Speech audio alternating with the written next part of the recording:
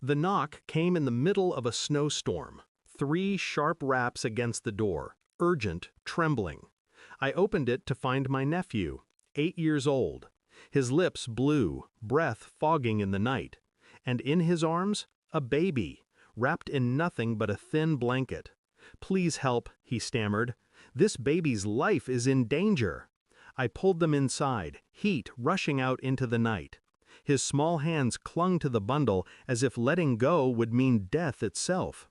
At the hospital, nurses rushed the infant into a sterile room. Machines beeped, oxygen hissed. The doctor examined quietly, too quietly, before he turned to me. The weight in his eyes was heavier than the storm outside. "This baby," he said, "is severely malnourished.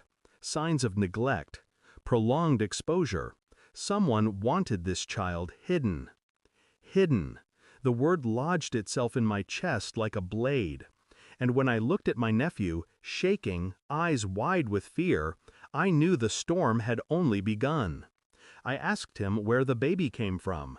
His gaze fell to the tiled floor, lips pressed shut. Finally, in a whisper, "She told me not to tell. She said bad things would happen if I did." She, my sister-in-law. My brother had been gone for years, yet she remained in my orbit. A widow who rebuilt quickly, too quickly. A woman who always smiled when eyes were on her, but whose mask never fit quite right. Now here was my nephew, carrying evidence of her lies through a storm. A baby, malnourished, hidden. I remembered the way she laughed off questions, how she disappeared for days.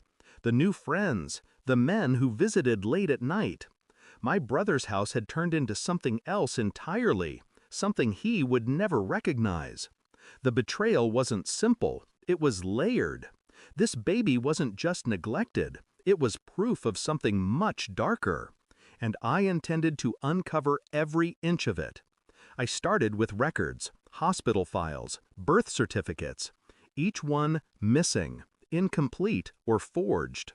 The baby didn't exist, at least not officially. Phone calls traced to hotels, messages recovered from a discarded phone, payments from anonymous accounts. A pattern emerged, cold and deliberate. My sister-in-law had been living a double life. She wasn't a grieving widow. She was someone's mistress, someone's kept secret. And the baby, it wasn't my brother's legacy. It was the byproduct of her deception. Meanwhile, my nephew carried the truth in silence. I watched him closely, the way he flinched when her name was spoken, the way he never asked for her. Children don't hide pain unless they've been trained to. Every night, I pieced together the puzzle, slowly, methodically. She thought secrecy was her power. She was wrong. Silence was mine. The DNA results arrived in a plain envelope. I already knew, but still, seeing it in black and white froze me in place. Probability of my brother's paternity? 0. The baby was not his child. I drove to her house, parked in the snow, and carried the report inside. She greeted me with her painted smile, but it faltered when she saw the envelope.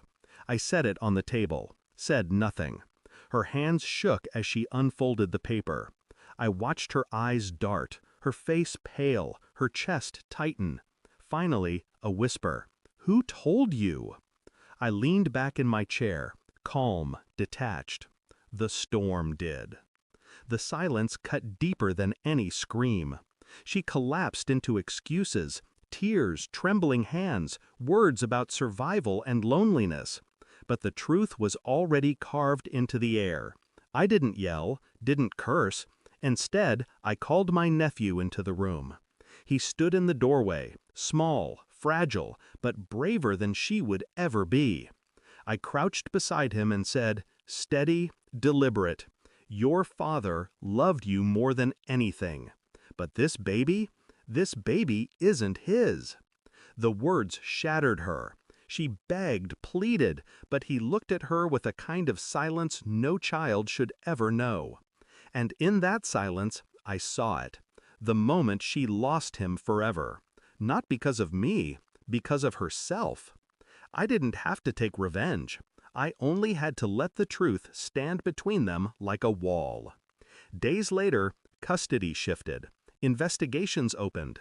She fought, clawed, screamed, but her mask had cracked too wide to ever mend. My nephew stayed with me. The baby remained under care. And she was left to rot in the ruins of her own choices. I walk past her house sometimes. The curtains still drawn, the lights still dim, a shell of the woman she pretended to be.